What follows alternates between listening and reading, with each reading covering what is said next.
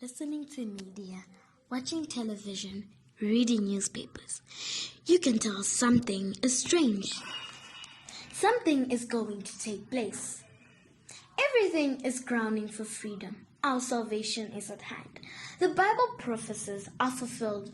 Women and children are killed daily. They are even abused physically, emotionally, and sexually.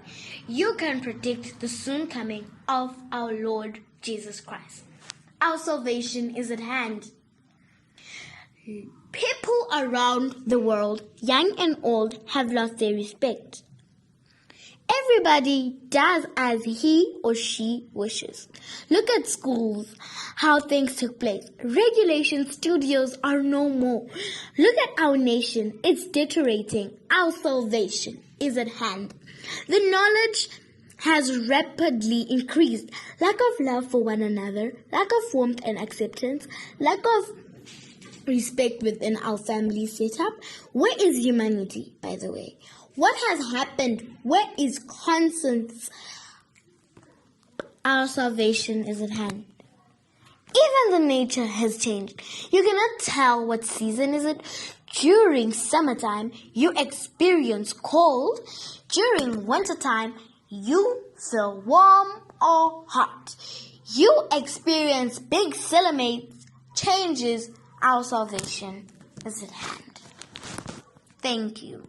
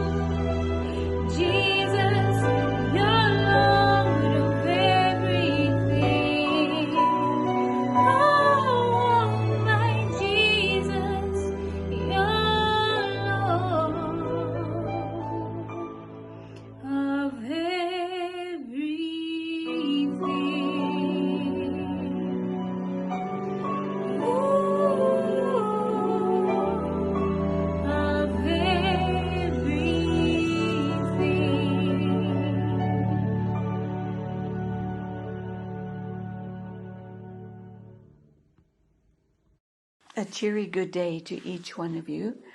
I am Esther Birkenstock, and I will be speaking to you about the walk of confidence, and we will focus on Moses. Moses was a man of confidence, and yet I want to start with the Bible verse, Exodus 3, verse 11. And it says, "Who am I that I should go to Pharaoh, and that I should bring the children of Israel out of Egypt?"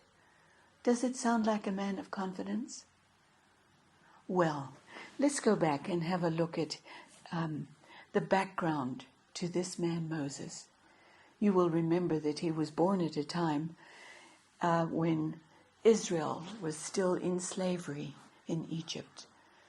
He was born to Jochebed and Amram, and these parents, it says in Hebrews that by faith Moses' parents hid him for 3 months after he was born because they saw he was no ordinary child and they were not afraid of the king's edict. So the parents of Moses had a vision for their son. They could see that God wanted him for a special purpose. They were confident. And they hid him for 3 months, but he became too big. And so then Mother Jochebed made a basket, lined it with pitch, and put Moses into that basket and left him in the reeds with Miriam the sister to watch. As Miriam watched, the princess came down, the Egyptian princess. She saw the basket. She had it brought to her, and when she looked inside, there was a little baby. She loved him immediately. She named him Moses. And then Miriam came and said, "Would you like me to find somebody to look after your baby for you?" The princess said, "Oh, yes, please." And of course, Jochebed was called. Jochebed recognized that she only had until the child was 10 years of age to teach him to love and serve God. That's all the time she had. And she put her whole heart and soul into raising Moses in such a way he would never forget the God of his fathers, and he would never forget that he was a Hebrew. And then, when he was 10 years old, he moved into the palace. He became the son of Pharaoh's daughter. And while he was there in Egypt, he learned many things. He became a general in the army. He became powerful in speech and in action. He was educated in all the wisdom of Egypt. And it's a challenge to recognize that Jochebed had prepared a foundation that did not shake in spite of all that. Now when Moses grew up there, he was 40 years old by the time our story continues. He was full of confidence. And because of what his mother had taught him, he felt that he was ready to lead the people of Israel out of slavery. He was a general in the army. He was excellent in speech. There were many qualifications that he had attained. He was ready. He came upon a Hebrew that was being beat by an Egyptian slave driver. And he just attacked the slave driver and killed him. The next day when he found 2 Hebrews fighting, and they said, "Are you going to deal with us as you dealt with him, the Egyptian?" Moses said, "Oh, now I'm in trouble." And he ran. He ran away. And he ran to a wilderness far away and stayed in the home of Jethro, who was a worshiper of Jehovah. And it was there, over the next 40 years, that God had to undo the confidence that Moses had developed in Egypt. Confidence. We're talking about Moses' confidence. And at the end of that 40 years in the wilderness, looking after sheep, spending hours outside in the nature and learning things from beast and bird as he sat with the sheep. And then one day he saw a bush burning, but it wasn't burning up. So he went to have a look, and there God spoke to him and said to him, Moses, the time has come. You must go back to Egypt, and I want you to please bring the children of Israel out of Egypt. And Moses said, but I can't do that. He had 3 questions. He first said, you find these questions in Exodus 3, verse 1, he said, but who am I? How can I go to Pharaoh? And if I go, who are you? Who are you that is sending me? So God explained to him that you can say, I am has sent you. And the third question, what if? What if the people of Israel don't believe me? What if Pharaoh won't let the people go? What if? He had many questions. Where was his confidence now? His self-confidence was gone. But God was ready to build his God confidence. And so with all the excuses that Moses brought, and now I can't even speak, he says. Perhaps he felt that he'd forgotten the Egyptian language. But God said, go, and I will send Aaron to meet you, and I will be with you, and you must know that Pharaoh will not be easy to persuade. It's going to be quite a mission to get this release from slavery accomplished.